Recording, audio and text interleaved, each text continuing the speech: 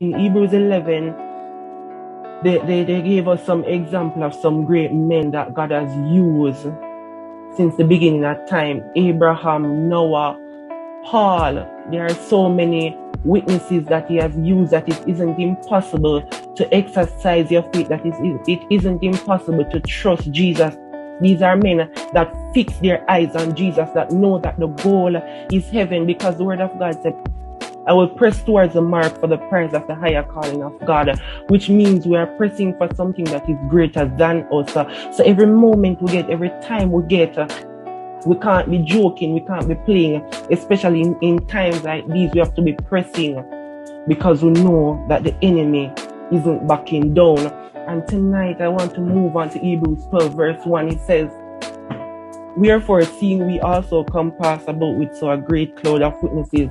It goes back to verse chapter 11, where it speaks about the men that stood out for Jesus, that sold out themselves for Jesus, that knew that when they looked to Jesus, even though Noah, Jesus gave him a mission to fulfill, and he didn't see the storm coming, or he didn't see the flood coming, but he knew that he believed in Jesus. He fixed his eyes on the Lord, and he was waiting for him to come through, because Jesus isn't going to let us be ashamed in front of the enemy.